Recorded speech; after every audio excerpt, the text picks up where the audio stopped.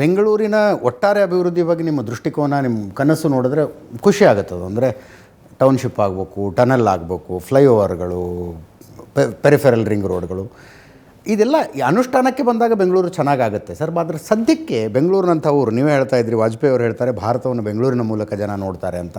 ಇಂಥ Bengaluru pot hole ಸಲುವಾಗಿ ಸುದ್ದಿ ಆದಾಗ, ಫುಟ್ಪಾತ್ ಸಲುವಾಗಿ ಸುದ್ದಿ ಆದಾಗ ಇವ್ರಿಗೆ ಬಂದವರಾಗಿ ನಮಗೆ ಭಾಳ ಬೇಜಾರಾಗುತ್ತೆ.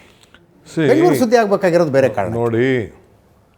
ಪಾಟೋಲು, ಫುಟ್ಪಾತ್ ಇವೆಲ್ಲ ಹೇಳ್ತಾ ಇದ್ದೀರಲ್ಲ, ಇದು ದೇಶದಲ್ಲಿ ಎಲ್ಲ ನಗರದಲ್ಲೂ ಇರೋದೆ.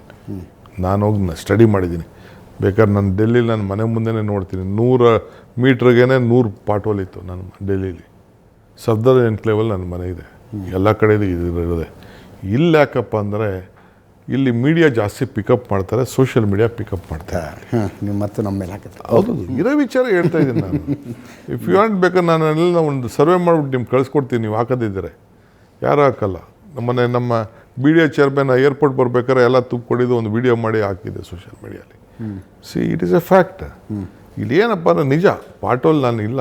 ಸಿ ಏನಂತಂದರೆ ದಿ ವೆಹಿಕಲ್ ಮೂಮೆಂಟ್, ಎಷ್ಟು ಜನಸಂಖ್ಯೆ ಇದೆ ಅಷ್ಟು ವೆಹಿಕಲ್ ಇದೆ, ಎಷ್ಟು ಜನಸಂಖ್ಯೆ ಇದೆ ಅಷ್ಟು ವೆಹಿಕಲ್ ಇದೆ.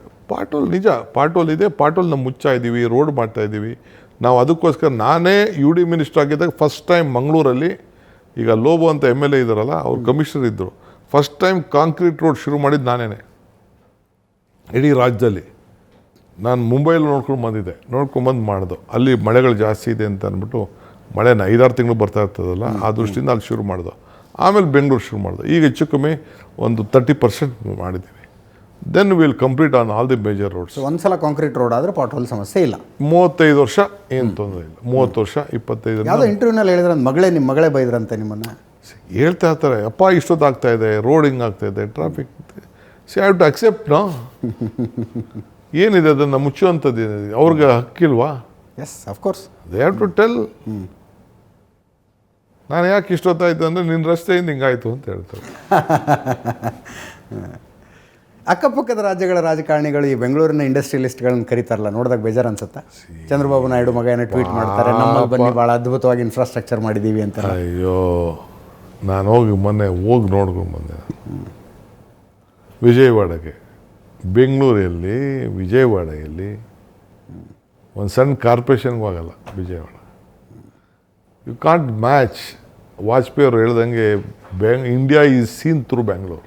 ಎಸ್ ಅಲ್ಲ, ಈಗ ಅವ್ರು ಯಾರೋ ಒಬ್ಬ ಹೇಳ್ತಿದ್ದ ನಾನು ಹೊರಟೋಯ್ತೀನಿ ಅಂತ. ಹೋಗ್ರಿ ಹೇಳಿ, ಹೋಗೋದಿಲ್ಲ ಅಂತ ಕಾನ್ಫಿಡೆನ್ಸ್ ಇದೆಯಾ ನಿಮಗೆ? ಈ ದಿನ you don't no.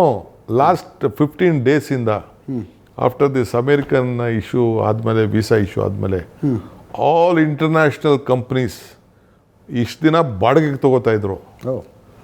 Now they want to buy properties in Bangalore and start their own campuses. They are looking at. ನಾನು ಮಂತ್ರಿ ಆದಮೇಲೆ the land price in Bangalore has become 30% more.